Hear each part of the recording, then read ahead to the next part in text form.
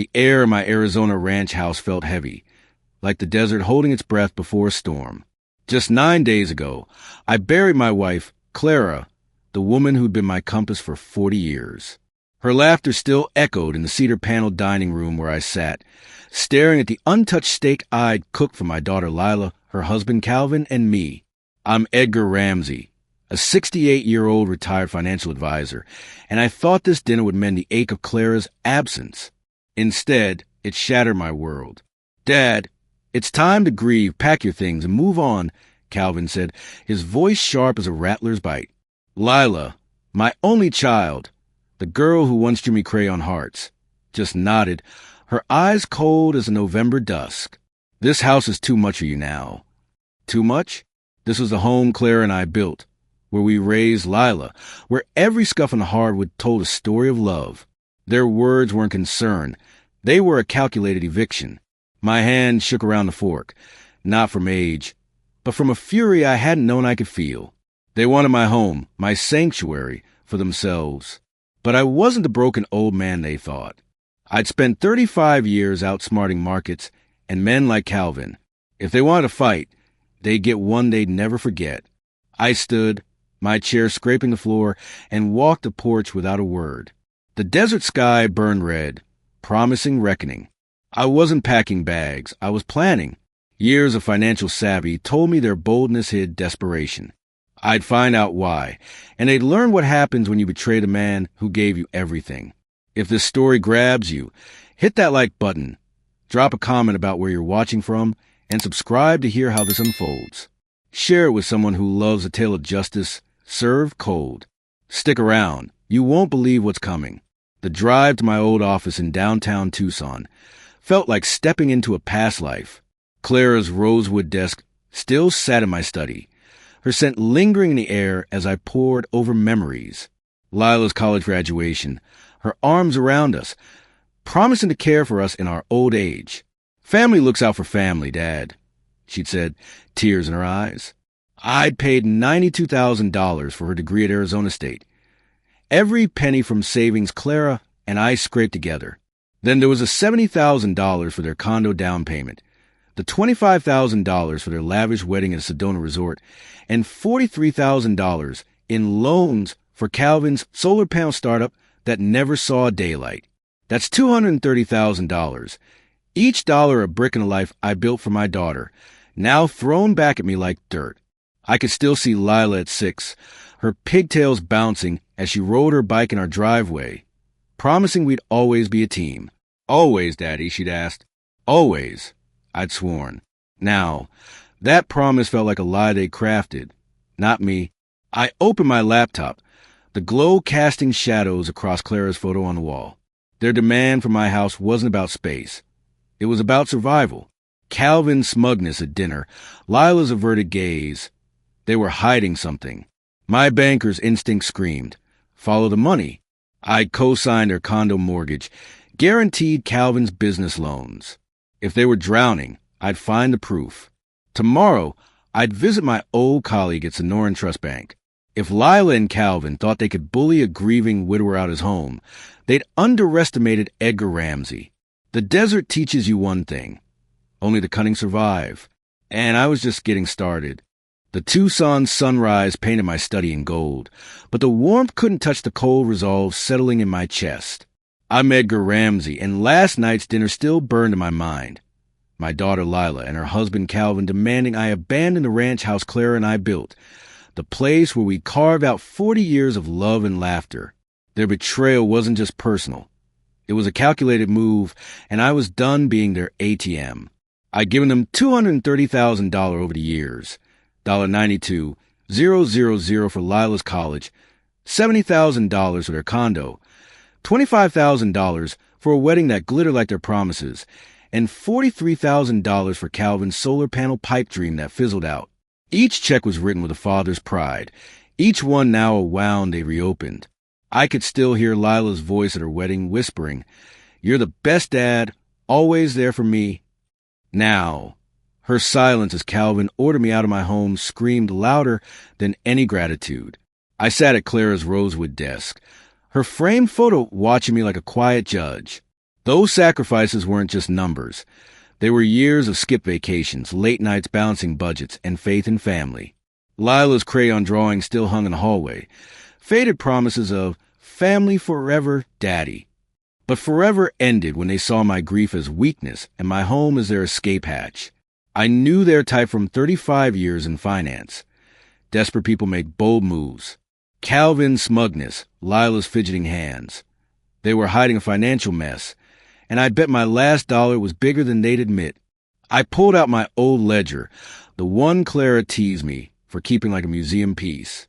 Every loan, every transfer meticulously recorded. $230,000. That was the price of my love, and they cashed it in to fuel their own dreams. I drove to Sonoran Trust Bank, the glass building gleaming like a fortress of truth. The lobby smelled of coffee and ambition, just like it did when I ran numbers here for decades. My mind drifted to Lila at 10, racing through this very lobby to hug me after work, her backpack bouncing. "You're my hero, Dad," she giggled. That girl was gone, replaced by a stranger who traded my sacrifices for square footage. I needed answers, and I knew where to start.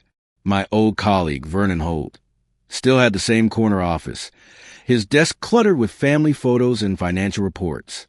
"Edgar, good to see you," he said, pouring coffee. Clara was one of a kind. I nodded, swallowing the ache. "Vernon, I need a favor. Pull the files on Lila's condo mortgage and Calvin's business loans. I co-signed them, so I want the full picture." Vernon's fingers danced across his keyboard, his brow furrowing as the screen lit up. "This isn't pretty, Edgar. They're 3 months behind on the condo, $2, $800 a month, unpaid since June. Foreclosures breathing down their necks, maybe 60 days out." My pulse quickened. "And Calvin's business?" Vernon sighed. "Solar Flare Solutions defaulted on a $92,000 equipment loan 4 months ago. You're on the hook as guarantor. Plus, they pulled a $50,000 credit line against the condo without disclosing it.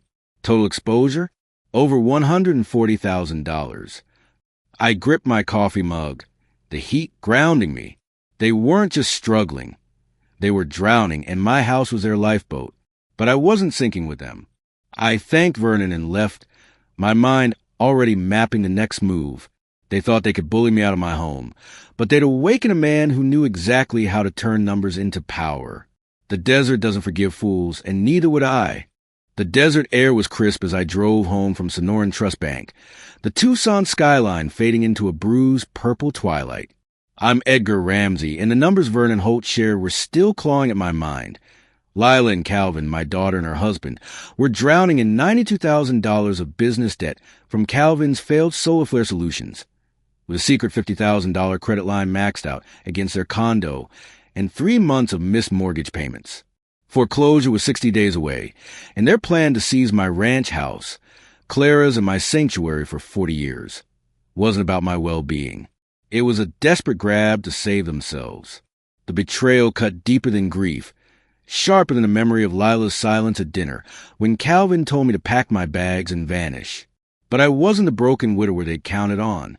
35 years in finance taught me how to read lies in balance sheets and leverage weaknesses. They wanted my home? I'd make sure they regretted asking. Back in my study, Clara's photo watched me from the wall, her gentle smile a reminder of the trust we'd built this life on. I opened my laptop, pulling up the Arizona Corporation Commission database. Calvin's business was a house of cards, and I knew where to push. Solar Flare had 3 late payment notices to suppliers, $55, $000 to a panel manufacturer, $28,000 to an electrician, and a workers' compensation claim flagged for review. Public records, all of them, but in the right hands, they'd be dynamite.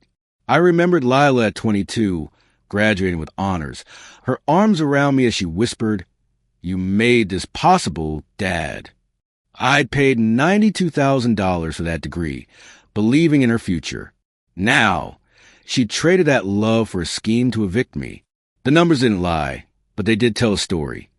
Desperation makes people reckless, and recklessness leaves footprints.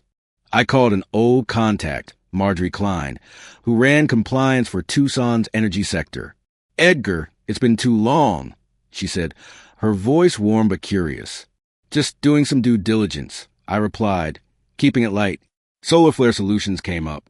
Any red flags on their safety or payment records? Marjorie paused, her keyboard clicking. They're on our radar. Late insurance premiums. 2 incomplete safety reports last quarter. Nothing fatal yet, but they're skating on thin ice.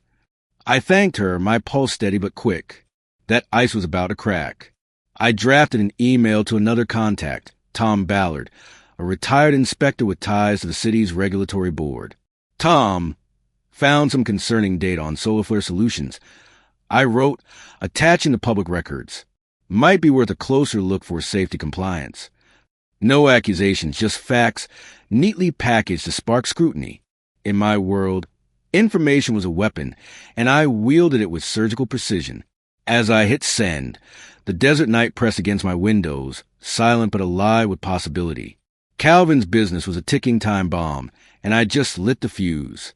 Lila's nervous fidgeting at dinner. Calvin's smug demand. They thought they'd cornered a grieving old man, but they'd miscalculated. I wasn't just a father betrayed. I was a strategist with decades of experience turning vulnerabilities into victories. Tomorrow, the regulators would start sniffing around Solar Flare, and Calvin would feel the walls closing in. I leaned back, Clara's empty chair beside me a quiet ally. This wasn't revenge, it was justice, blooming like her roses under a merciless sun. And I was only getting started. The Tucson dawn was a blaze of orange, casting long shadows across my study, where Clara's photo still anchored me.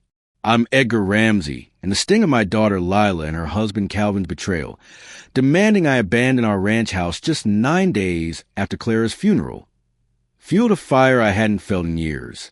I'd uncovered their financial house of cards, $92,000 in defaulted business loans from Calvin's Solar Flare Solutions, a secret $50,000 credit line maxed out against their condo, and 3 months of unpaid mortgage payments, with foreclosure looming like a vulture.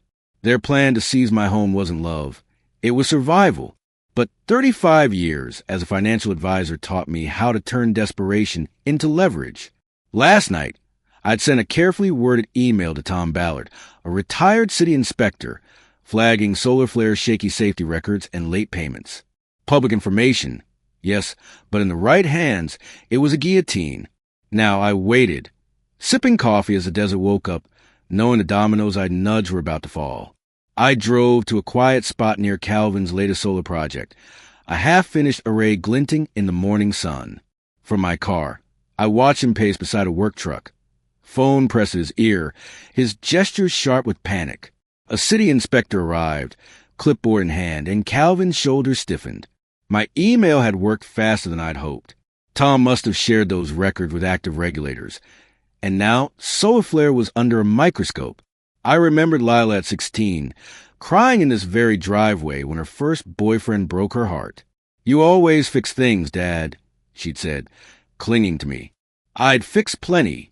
$92,000 for her college, $70,000 for their condo, $25,000 for her wedding. Now, her silence as Calvin ordered me out of my home was a debt she couldn't repay.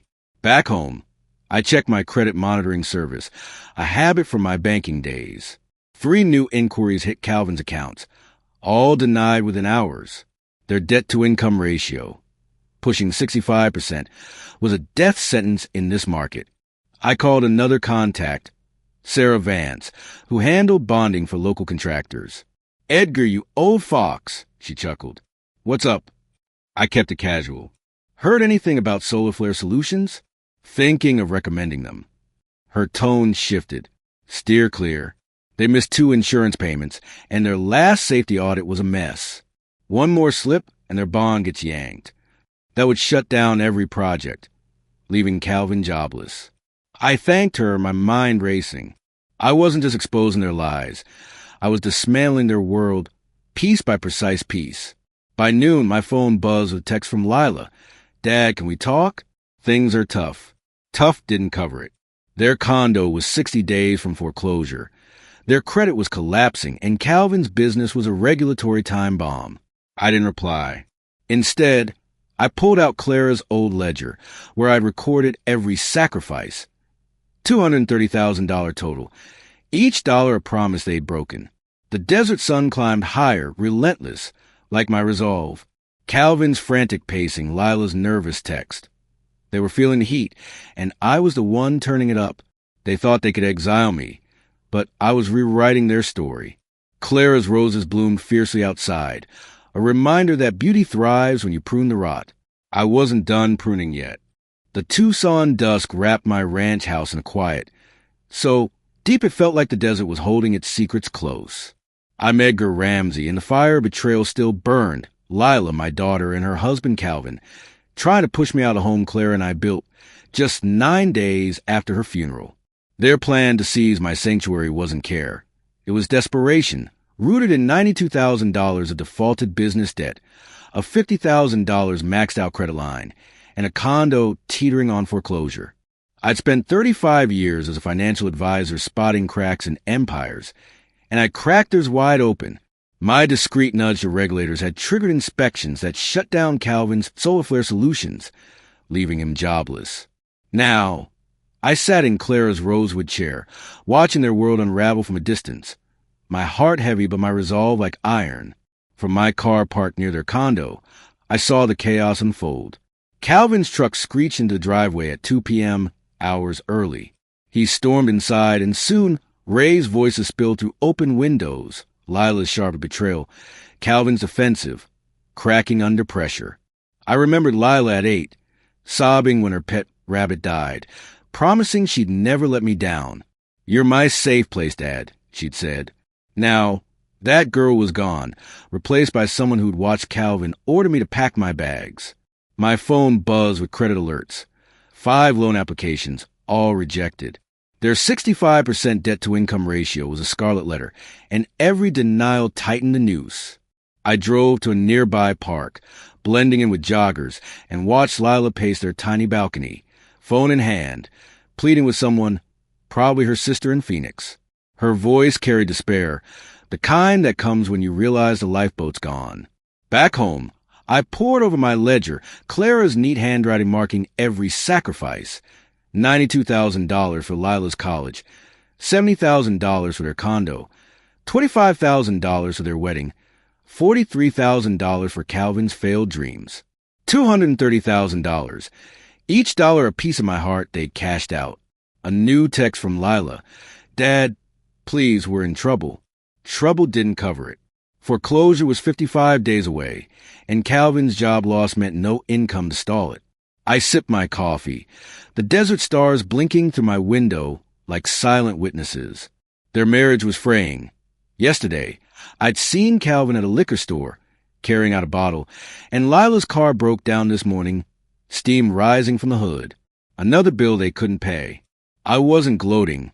This was justice, blooming like Clara's roses when you cut away the dead wood. Their desperation was a symphony I'd orchestrated, each note precise. But the crescendo was coming. Lila's frantic calls, Calvin's defeated slump. They were cornered, and soon they'd come crawling back. I wasn't the grieving old man they'd underestimated. I was a strategist, and their betrayal had awakened a side of me even Clara rarely saw. The desert doesn't spare the weak, and neither would I. They'd learn what happens when you try to steal a man's home, his memories, his legacy. I closed my ledger, the weight of $230,000 settling like dust. The next move was theirs, but I was ready. The Tucson night was heavy, the kind of quiet that presses against your skin like a warning. I'm Edgar Ramsey in my ranch house. Clara's my refuge for 40 years. Felt both sanctuary and battlefield. Lila, my daughter, and her husband Calvin had tried to exile me from it, their demand coming just 9 days after Clara's funeral. Their betrayal wasn't just words. It was a calculated grab for my home to escape their financial ruin. $92,000 in defaulted business debt, a $50,000 maxed out credit line, and a condo 55 days from foreclosure. I turned their plan against them, using my 35 years as a financial advisor to trigger regulatory scrutiny that shut down Calvin's Solar Flare Solutions, costing him his job. Now, Their marriage was cracking, their credit was shot, and desperation was closing in like a desert storm. I sat in my study, Clara's photo on the wall watching me like a silent partner, as I waited for their next move. My phone buzzed at 8 p.m., Lila's name flashing. I let it ring, sipping scotch as the desert stars blinked outside. Her voicemail was raw, trembling. "Dad, we're losing everything. Please, can we talk?" I played it again, searching for the girl who'd once curled up in my lap during monsoons, promising we'd always be a team. That girl was gone, replaced by someone who'd nodded as Calvin told me to pack my bags and disappear. I remembered the $230,000 I'd poured into her life. $92, $000 for college, $70,000 for their condo, $25,000 for her wedding, $43,000 for Calvin's failed dreams. Each dollar was love, now weaponized against me. Another text came. "Dad, we need $20,000 to save the condo. Please." $20,000 wouldn't touch their $142,000 hole, but it might buy them a month. I drove to their condo the next morning, parking across the street at a coffee stand, blending with the morning crowd. Through their window, I saw Lila pacing, her face streaked with tears, while Calvin slumped at the kitchen table, a liquor bottle nearby. Their voices carried. Lila's sharp with panic, Calvin's low and defeated. "We're done, Cal. Foreclosure's next week," she snapped. I didn't need to hear more. I'd seen this in clients for decades. The moment desperation strips away pride. Back home, I pulled out my ledger, Clara's handwriting a reminder of trust we'd built. They'd burned through my $230,000, never repaying a cent, and now begged for more. I called Lila back, my voice steady as stone. "You want to talk? Come to my house tomorrow." 7 p.m. When they arrived, Lila's eyes were red, Calvin's jaw tight with swallowed pride. I sat in Clara's chair, the ranch house looming around us like a jury. "Dad, we're sorry about dinner," Lila started, her voice breaking. "We were wrong, but we're losing the condo in 5 days. Please, $20,000 could save us." I leaned forward, my gaze cold. "You told me to grieve and leave my home. Why should I help you now?"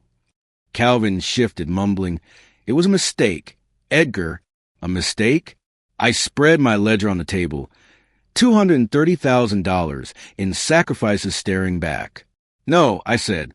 "You don't get to rewrite betrayal as a mistake." Lila sobbed, but I held firm. They'd learn what happens when you try to break a man who knows how to fight back. The desert doesn't forgive, and tonight, neither would I. The Tucson evening settled over my ranch house like a quiet verdict, the desert stillness amplifying every creak of the hardwood floors Clara and I had walked for 40 years. I'm Edgar Ramsey, and the sting of betrayal still lingered. My daughter Lila and her husband Calvin, demanding I abandon this home just 9 days after Clara's death. Their plea last night for a $20,000 loan to save their condo from foreclosure, $92,000 in defaulted business debt, and a $50,000 maxed out credit line hanging over them, hadn't softened me. I'd spent 35 years as a financial advisor, turning numbers into power, and I'd used that skill to unravel their world, triggering regulatory scrutiny that shut down Calvin's Solar Flare Solutions and left them jobless, desperate, their marriage fraying like old rope. They thought they could bully a grieving widower, but they'd awakened a strategist. Now, they sat across from me in my living room, Lila's eyes red, Calvin's fist clenched, waiting for my answer. I leaned back in Clara's chair, her empty space beside me a silent witness. "You want $20,000, I said, my voice calm but sharp, like a blade hidden in silk. "But let's talk about what you owe me first." I slid my ledger across the table, $230,000 in sacrifices, $92,000 for Lila's college, $70,000 for their condo, $25,000 for their wedding, $43,000 for Calvin's failed dreams. You never repaid a cent, and then you ordered me to pack my bags and disappear. Lila sobbed. "Dad, we were wrong. I'm so sorry." Calvin's jaw worked, his pride choking him. "We're desperate, Edgar. Foreclosures in 5 days." I remembered Lila at 12, promising to care for us in our old age, her crayon heart still taped to my study wall. That girl was gone, replaced by a stranger who traded my love for ambition. "I'm not your bank," I said, standing a pace by the window overlooking Clara's roses, blooming fierce under the desert moon. "But I'm not heartless. I'll give you $30,000, not to save your lifestyle, but to keep you from collapse." Their eyes widened, hope flickering. "But there are conditions." I turned, my gaze locking on theirs. "First, a public apology in a neighborhood newsletter and on social media, admitting your cruelty was wrong. Second, you treat me with respect as the head of this family. No more demands, no more assumptions. Third, you follow my financial plan. Monthly reports, marriage counseling, and jobs I approve." Calvin's face flushed, but he stayed silent. Lila nodded, tears streaming. "We'll do it, Dad. Anything." I pulled out my checkbook, the scratch of my pen loud in the tense silence. "This isn't charity," I said, holding the check just out of reach. "It's a contract. Break it and you're on your own." I remembered Clara's voice. "Trust but verify, Edgar." They'd burned my trust, but I'd verify every step they took now. "You'll get this tomorrow after the apology is public." They stood, defeated, Lila's hand trembling on Calvin's arm. The desert night outside was merciless, like the justice I crafted. They'd tried to break me, but I'd turned their betrayal into a lesson they'd never forget, and I wasn't done teaching. The Tucson dawn broke soft and golden, bathing my ranch house in a light that felt like Clara's gentle touch.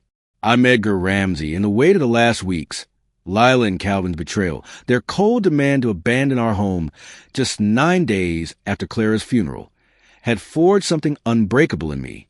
I turned their scheme to seize my sanctuary against them, using my 35 years as a financial advisor to expose their $92,000 in defaulted business debt, a $50,000 maxed-out credit line, and a condo teetering on foreclosure. My calculated moves, flagging Calvin's solar flare solutions for regulatory scrutiny, had cost him his job, unraveled their marriage, and left them desperate. Last night, they'd accepted my terms for a $30,000 lifeline, a public apology, respect as a family patriarch, financial oversight, and counseling. Now, as I sat in my study, Clara's photo smiling down, I felt the quiet triumph of a man who reclaimed his place. Lila's apology appeared online that morning, posted to the neighborhood Facebook group. "We were wrong to disrespect our father, Edgar Ramsey, a man who's given us everything. We're sorry for our hurtful words." Calvin's name was there too, his pride buried in every syllable. I read it over coffee, the desert sun glinting off Clara's roses outside. I remembered Lila at 20, promising to care for us as we'd care for her, her $92,000 degree my gift to her future. That future, $230,000 in sacrifices for a college, condo, wedding, and Calvin's failures, had been weaponized against me, but I'd rewritten the story.